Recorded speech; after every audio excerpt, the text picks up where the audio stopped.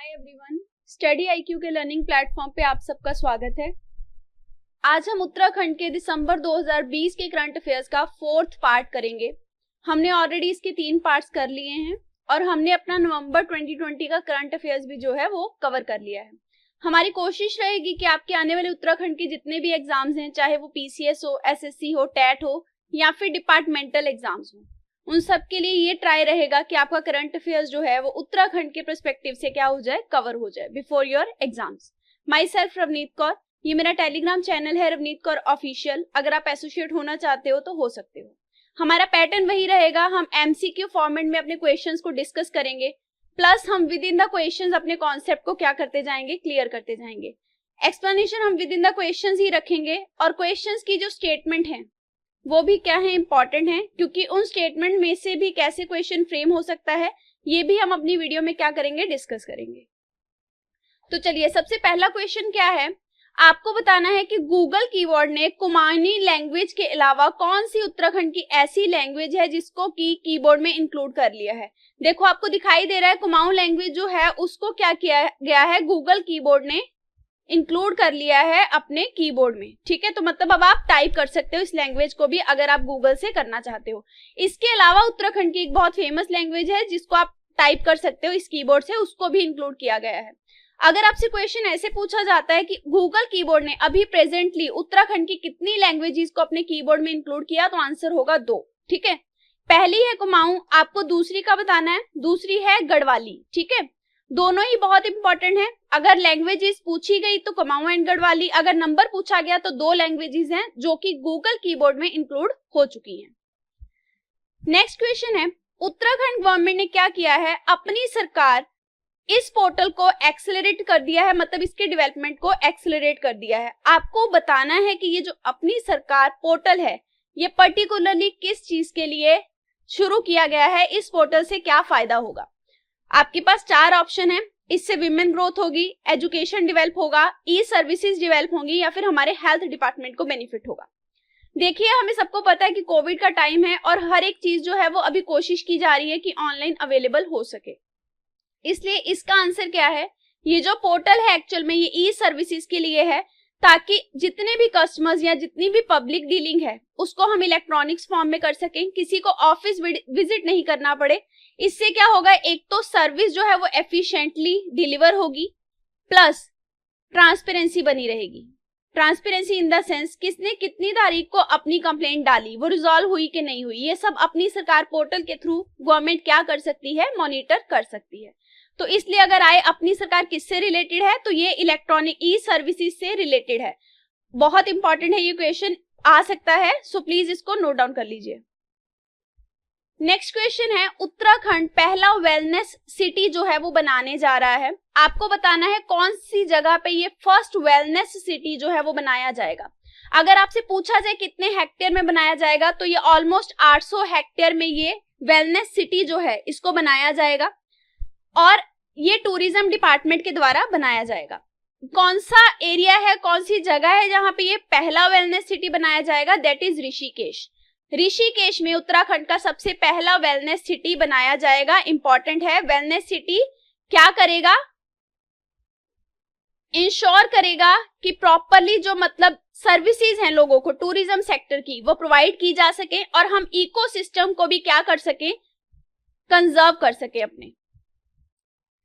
अगला क्वेश्चन है, उत्तराखंड ने अपना एक पहला प्रोजेक्ट जो है वो इनॉग्रेट किया है। ये प्रोजेक्ट क्या करेगा, पावर जनरेट करेगा, जिसकी कॉस्ट है 25 लाख और ये कहाँ पे होगी, चको धनारी में ये की जाएगी पावर जनरेट। गांव का नाम है चको धनारी और ये उत्तर काशी डिस्ट्रिक्ट में है।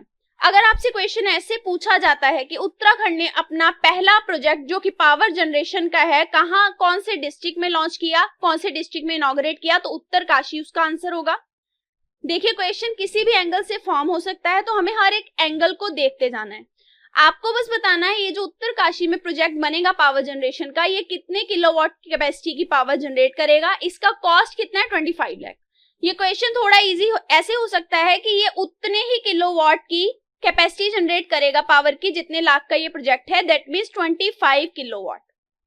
ठीक है, अगर आपसे क्वेश्चन ऐसे आए कि चक्कों धनारी जो गांव है वहां पे जो पावर जनरेशन होने जा रही है वो कितने किलोवाट कैपेसिटी की है, तो दैट इज 25 किलोवाट। और अमाउंट कितना है इसके लिए, 25 लाख। डिस्ट्रिक्ट कौन सा है, उत्तरकाशी। अगला क्वेश्चन है कि उत्तराखंड आइकन अवार्ड कौन से एक्टर को दिया गया, 2020 आइकन अवार्ड। या फोटो में देख पा रहे हो, बहुत ही अच्छे एक्टर है, सुलझे हुए। इनका नाम क्या है, ये है हेमंत पांडे। इनको क्या दिया गया है, उत्तराखंड आइकन अवार्ड 2020 दिया गया। अगला क्वेश्चन है, union government urban development ministry जो है हमारी सेंटर की, उसने क्या किया है, एक हिल टाउन है उत्तराखंड का जिसको अपने ड्रोन मास्टर प्लान में इंक्लूड कर लिया है। और ये उत्तराखंड का इकलौता ऐसा सिटी है जो इस मास्टर प्लान में इंक्लूड किया गया है। ड्रोन मास्टर प्लान होगा क्या एक्चुअल में, ड्रोन आप सबको पता है सर्विलेंस करते हैं सिटी का, सर्विलेंस करते हैं एरिया का। ड्रोन से क्या होगा, हम देख पाएंगे कि इस सिटी में कहां कहां पे डेवलपमेंट की जरूरत है, कहां कहां हम इस सिटी में ग्रोथ और प्रमोट कर सकते हैं। तो ये सिलेक्ट किया गया by the urban development ministry. इसका नाम क्या है, नैनीताल। बहुत इंपॉर्टेंट क्वेश्चन है। अब ये देखिए ये कैसे पूछा जा सकता है, ये पूछा जा सकता है कि नैनीताल जो कि ड्रोन मास्टर प्लान में इंक्लूड किया गया, ये कौन सी मिनिस्ट्री ने किया, अर्बन, डिफेंस आ जाएगा, होम अफेयर पूछ लेंगे, तो आपका आंसर क्या होगा, ये अर्बन मिनिस्ट्री ने इंक्लूड किया है और ड्रोन मास्टर प्लान के अंडर इंक्लूड किया है। फिर क्वेश्चन ऐसे आ सकता है कि उत्तराखंड का इकलौता ऐसा सिटी कौन सा है जो ड्रोन मास्टर प्लान में आया, इकलौता है, ध्यान रखिएगा, ओनली वर्ड पे हमें ध्यान देना है, इकलौता ऐसा है उत्तराखंड का ये नैनीताल जो कि ड्रोन मास्टर प्लान में इंक्लूड किया गया है। नेक्स्ट क्वेश्चन है, इंडिया की सबसे पहली रामायण वाटिका जो है वो कहां पे बनाई जा रही है, आपको ये बताना है। ये रिलीज कर दी गई है। इसमें एक्चुअल में क्या होगा, रामायण के टाइम पे बहुत सारी औषधि, बहुत सारी दवाइयां ऐसी मिली थी, जड़ी बूटियां, जिससे कि फायदा हुआ, जो अभी तक भी मान्यता जिनकी मानी जाती है। तो इस रामायण वाटिका में उन्हीं औषधियों पे क्या किया जाएगा, काम किया जाएगा, लोगों को अवेयर करवाया जाएगा। तो इसलिए ये वाटिका जो है उत्तराखंड में रिलीज हुई है और ये इंडिया की पहली रामायण वाटिका है। अगर ऐसा क्वेश्चन आए कि इंडिया की पहली रामायण वाटिका जो है वो कौन से डिस्ट्रिक्ट, कौन सी स्टेट में लॉन्च की गई है सबसे पहली, तो उसका आंसर होगा उत्तराखंड। इंडिया की पहली रामायण वाटिका उत्तराखंड स्टेट में लॉन्च की गई है, रिलीज की गई है। एरिया कौन सा है आपको बताना है, तो इसका एरिया है हल्द्वानी। हल्द्वानी में इंडिया की पहली रामायण वाटिका जो है वो रिलीज की गई। हल्द्वानी ऐसे पूछा जा सकता है कि डिस्ट्रिक्ट कौन सा है जिसमें ये पहली रामायण वाटिका जो है वो रिलीज की गई। डिस्ट्रिक्ट अगर पूछा जाए तो डिस्ट्रिक्ट है हल्द्वानी, आप सबको पता है, नैनीताल में। तो मैं इस तरीके से 3 क्वेश्चन है कि इंडिया की पहली रामायण वाटिका कौन सी स्टेट में की गई, तो उत्तराखंड है। इंडिया की पहली रामायण वाटिका कौन से उत्तराखंड के डिस्ट्रिक्ट में रिलीज हुई, तो नैनीताल है। या फिर कौन से एरिया में हुई, तो हल्द्वानी है। आई होप आपको तीनों क्वेश्चन जो है इनकी फ्रेमिंग समझ लग गई होगी। अगला क्वेश्चन है कि उत्तराखंड ने कंट्री का, इंडिया का सबसे पहला hyper converged infrastructure state data center जो है उसको क्या किया है, इनॉग्रेट किया है। अब देखिए क्वेश्चन ऐसे आएगा कि कंट्री का, हमारे इंडिया का पहला hyper converged infrastructure state data center कौन सी स्टेट में इनॉग्रेट हुआ, तो उत्तराखंड उसका आंसर है। आई एम अगेन रिपीटिंग, आप इन सब पॉइंट्स को प्लीज नोट डाउन करिए। जिस भी जगह पे उत्तराखंड पहला बना है जहां पे कोई इनिशिएटिव लिया गया है हमारे कंट्री में से, तो ये पहला है। Hyper converged infrastructure state data center actual में है क्या, हम अपने पूरे इंफ्रास्ट्रक्चर को आपस में कनेक्ट कर देंगे। जैसे आप ये समझ लो कि एक घर है जिसमें हर एक चीज कनेक्टेड है, ठीक है, तो आपस में ऑपरेट कर सकते हैं, वर्चुअली ऑपरेट कर सकते हैं, ये उसी तरीके का इंफ्रास्ट्रक्चर होगा। तो ये कौन सी जगह पे उत्तराखंड के कौन से डिस्ट्रिक्ट में इनॉग्रेट हुआ, इसका आंसर है देहरादून। देहरादून में ये हुआ और कंट्री का भी ये पहला है, तो उत्तराखंड की स्टेट में ये किया गया।